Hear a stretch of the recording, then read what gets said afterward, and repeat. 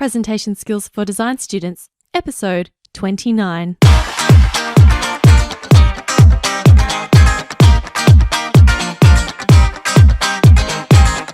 Are you a design student or graduate who wants to succeed in the professional world?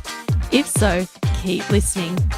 I'm Christina Canters, former architect turned communication skills coach, and you are about to discover how to get noticed, land your dream job, and have an amazingly successful career. It's all about being able to speak, present, and communicate like a boss.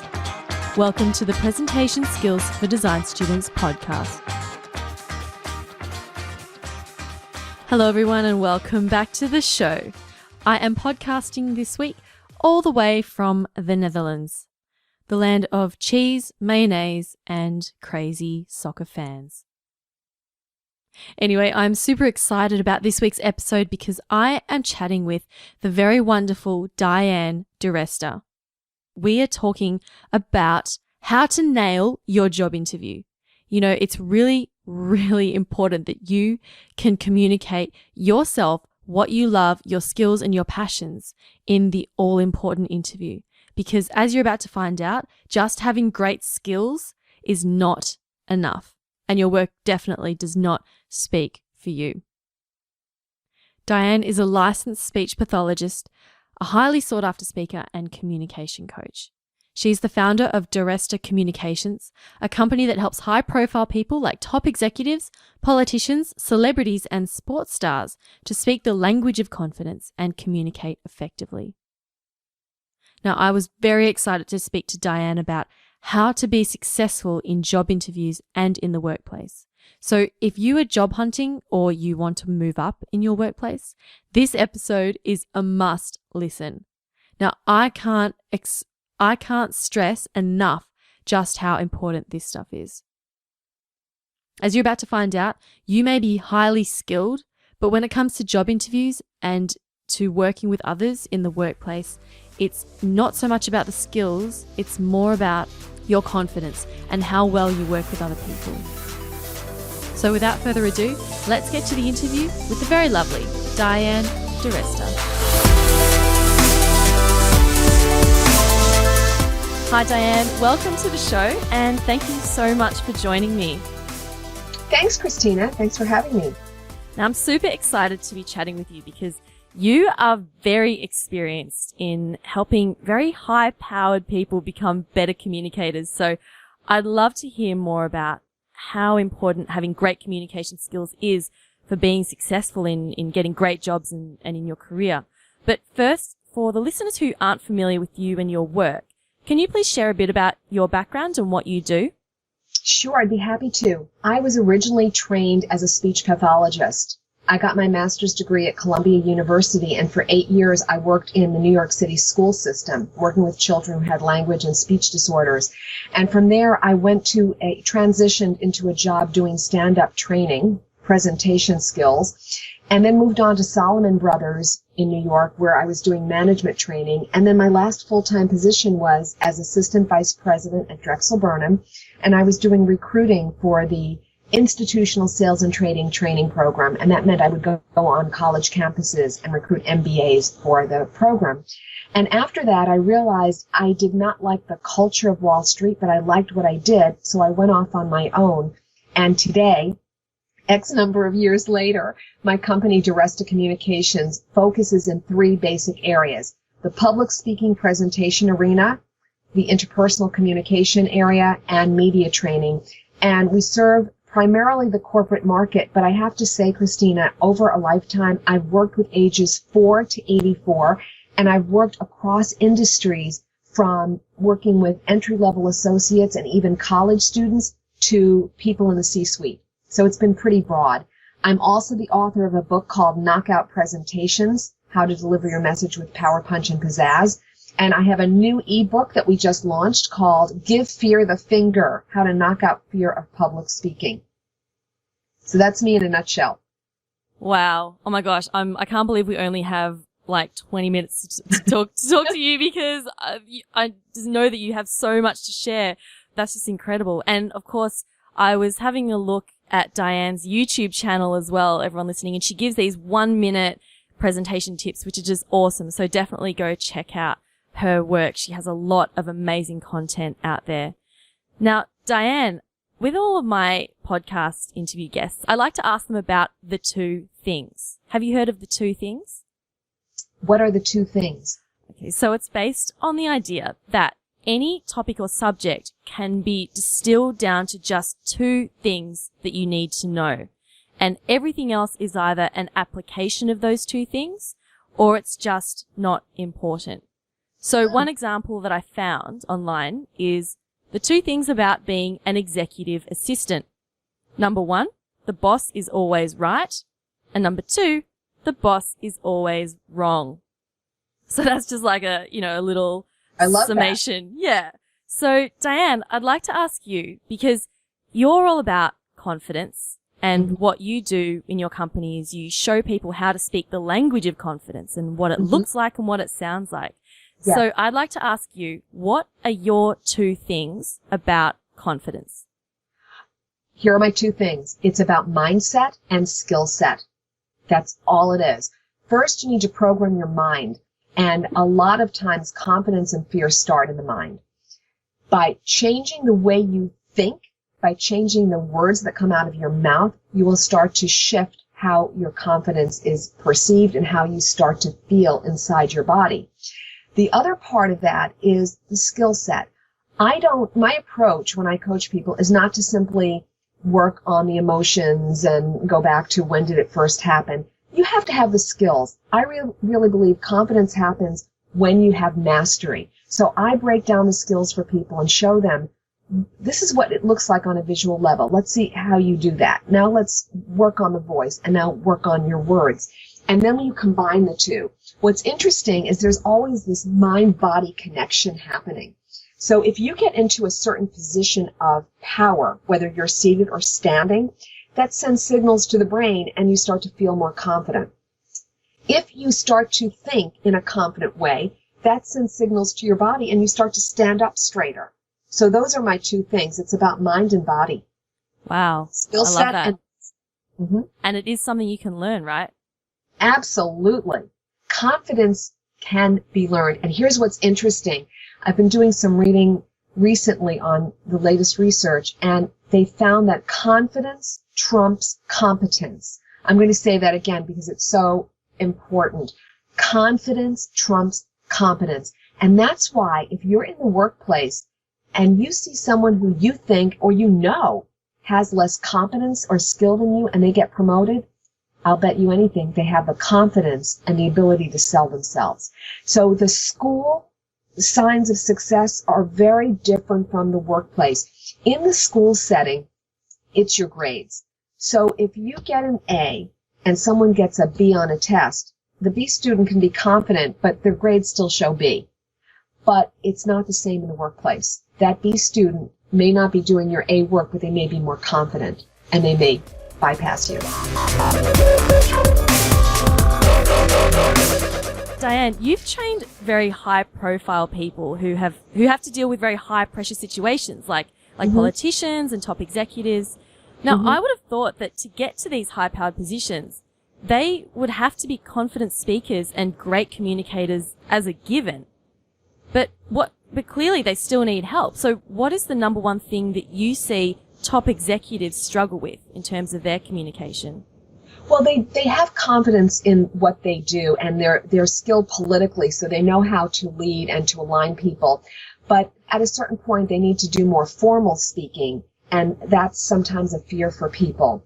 One example, I worked with the CEO of a pharmaceutical company, and he was using a lot of ums. It wasn't that he was afraid to speak, but he was using and ah, and it was becoming to the point where people were tallying. So it was affecting his brand. So I came in and worked with him and helped him and showed him some of the refinements to make him look more polished and having more executive presence. So that's one thing. Another thing I find that happens is they're too verbose. They are not as concise, or if they're CEOs or in the C-level of a technical company it becomes very difficult to simplify the message. And that's where I come in and I help them craft that message. I always say to people that I'm coaching, I'm the lowest common denominator. If I get it, it's clear. So I have to understand what you're saying. And it's like your rule of 2. Keep it simple. I use rule of 3. People remember things in 3. So what are the 3 messages? What are the 3 benefits? What are the 3 agenda items? Try to group them together in 3 so people can remember. Yeah, and that's definitely something that people can start practicing as well when just delivering a design presentation. You know, thinking about, what are how can I sum this down into just 3 things or 2 things or 1 thing or whatever it is to get people to remember. Now that's awesome. Now, a lot of my listeners are graduates, they're students, they're graduates, they're about to go into the job world and they're about to face their first really high pressure communication situation, which will be the job interview. So I'd love to talk to you about job interviews. So firstly, how important are communication skills in terms of getting a job? Very important. In fact, I've heard that success is 75% communication, but I can cite a study from the University of Michigan that said when it came to hiring managers, decisions were made based on 60% chemistry and only 40% skills. So what that says to me is this. If you have 2 people who are equally qualified, or even one who is more qualified, but you like the person whose resume isn't quite as good, but you know that they can learn the skills, who are you going to go with? This is someone you're going to see every day. You want to be with people you like, that you trust. So chemistry, communication is essential. And how well you interview determines getting the job. It's a skill that everybody needs to learn. I know that a lot of, say, designers who are really talented at what they do, they might be thinking, well, my grades are excellent and my work is really good, so I'll just let my work speak for me. Let my work speak for itself, and hopefully that will be enough to impress them. I know a lot of people have that attitude. What would you say to them? That is a false belief. Get over that. Your work does not speak for you. It does in school because you're going to get a grade. But now you're not getting graded. You're going to be working in an environment where you need to influence, where you need to communicate, where you need to build relationships. So they want to look at that and listen for that in an interview. And here's another thing that's critical that most people overlook. A company has a culture. So you might have all the skills for that job position, but it might not be a cultural fit. And so what do I mean by that? Well, some cultures are very hierarchical. Some have a lot of tradition. Some are more entrepreneurial. So are you a person who likes structure, or do you like a lot of free, open space? Do you like a slower pace or a faster pace? So you want to be looking at the culture of a company. What do they value and reward? And at the same time, they're making decisions. Yes, great portfolio, but does that person really fit with our culture? So it's very important to have good communication skills. And also using your communication skills to find out about them and find about their culture. Because really, you're interviewing them as well to make sure if it's a place that you want to work. Exactly. And that's what I would tell the students. Go in there with a mentality that we are on the same level. We're peers. We give so much power to the interviewer, like the great and wonderful Oz from The Wizard of Oz, if you know that movie. Yeah. Actually, you're interviewing them as well. You don't want a job or any job. You want the right job. So as you're interviewing, you want to ask them questions to see if it's a right fit. Is it a right fit for my skills? Is it a right fit for my personality and for the culture? So absolutely. Wow. What do you believe is the biggest communication error that people make in job interviews? Not being prepared. The idea that my work speaks for itself, I'll just come in there and I'll talk. You need to do a lot of preparation. Get a list of questions and practice. Anticipate what you would be asked. You need to be organized with your proof points or your messages. So here's an example. What if someone says, tell me a time when you didn't do so well and your project failed, and you're sitting there saying, whoa, how do I answer this? You need to be prepared for that. What is your greatest strength? And give me an example when you showed that. So here's a formula that I'm going to give away to all of the listeners. I call it CAR, C-A-R, and the C stands for challenge, the A is for action, and the R is for result. So what you do is you have this template, and you say, well, the challenge I was facing was, and you describe it. The action I took was, so you show how you solve the problem, and the result was, and then you give them the outcome. And what you do is you plan those CAR statements long before you ever go to an interview. So you need, if you say my strength is organization, then plan 2 or 3 CAR stories that prove that. People are not going to take you at your word. You need proof statements. So it's a lot of preparation. Wow, I love that. That's a really good way to really illustrate your point. And it keeps you concise and focused. Yeah, I mean, like you mentioned before, like something that executives struggle with is getting what they want to say down to a short, succinct bite of information. And that would be the same when you're going for a job interview. People don't have all day. Exactly. And when you're in an interview, if you're rambling, you're probably not going to be successful. So you'll impress the interviewer when they ask you questions and you're able to say something in a very organized, concise way.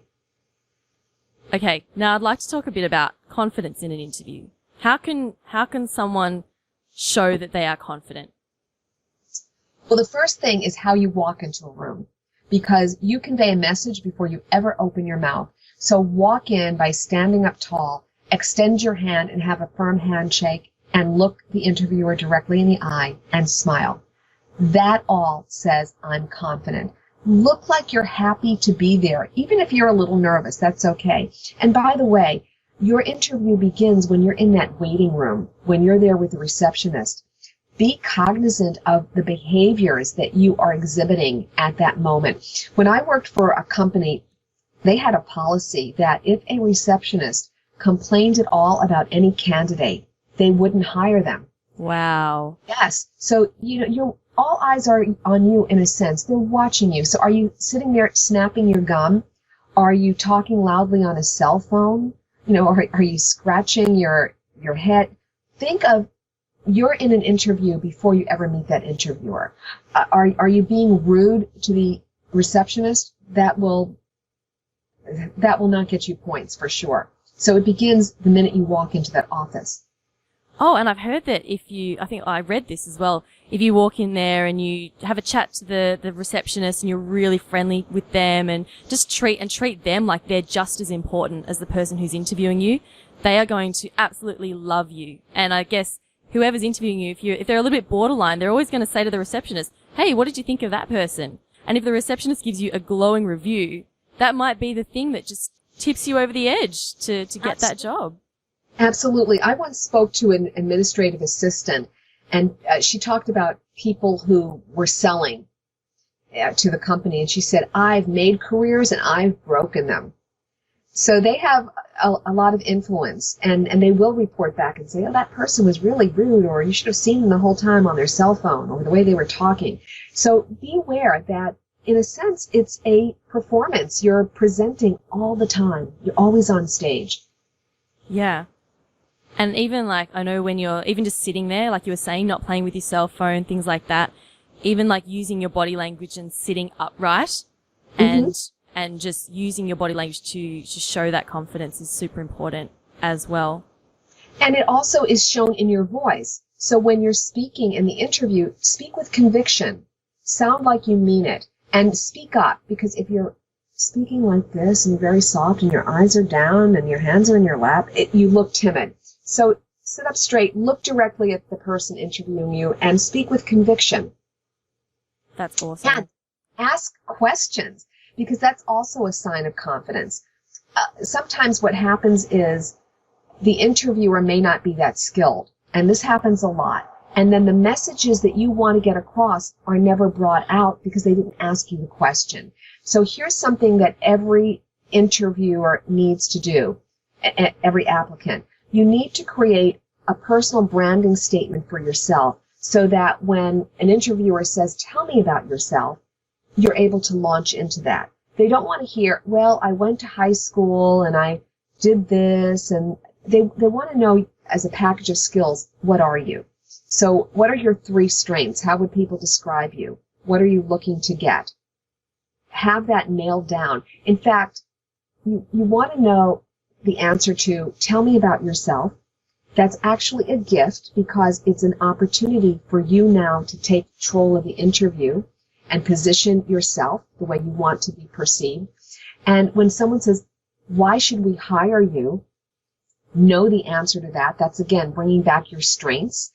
And what do you know about our company? You need to be able to answer that. If you can't say anything, it shows that you didn't do your homework. So go online and research them. And if you can bring up something that's going on currently, do Google News alerts on the company. If you can address that, I guarantee most applicants are not going there. They're talking only about themselves. But bring up an issue and ask an opinion. Yeah, I really love that tip, actually. Knowing about the company, it shows that you're enthusiastic and excited to work there. And of course, like, that is such a valuable trait to have people who actually want to be there. If you come across as someone who is like, oh, I'm just having an interview here because I've just applied for 100 jobs and I'm going to every single one that I can just because I can, that's not going to really sell yourself. Right. You need to convince people that you're interested in that job. Awesome. Oh my goodness, Diane, you shared some amazing tips today. Do you just have one last little tip before we finish up today that students can start working on right now that's going to help them in their careers and when they're job hunting? Practice, practice, practice. Write out your examples, your stories, your car statements, and your branding statement. And don't give up. There's a job out there for you. The best thing to do is network. If there's one thing I would say, continue to network, because that's how more than half of the jobs are found. Build your network. And that's also great practice with speaking to people and speaking with strangers. So that's an awesome tip. I love that, Diane. Okay, well, thank you so much for being my guest this week. You've shared so many amazing tips and great insights. So if people want to learn more about you and your work, where can they find you? They can go to my website, DiResta.com. That's D as in David, I-R-E, S as in Sam, T as in Thomas, A. They can go to my YouTube channel. So it's / Diane DiResta. There are about 109 instructional videos up there. I also have a resource called SpeechMakerSite, SITE.com. That's SpeechMakerSite.com. And you can find a template for an informational presentation as well as a persuasive presentation. So it gives you a template and you fill in the blanks to help build a speech or presentation. Wow, that sounds amazing. All and right. Of course, you can find my books, Knockout Presentations and Give Fear the Finger, on Amazon. Perfect. And I'll put a link to all of those resources in the show notes as well for people to find easily. Awesome. Well, thank you so much, Diane. Thank you. My pleasure. Thank you for the interview. It was great.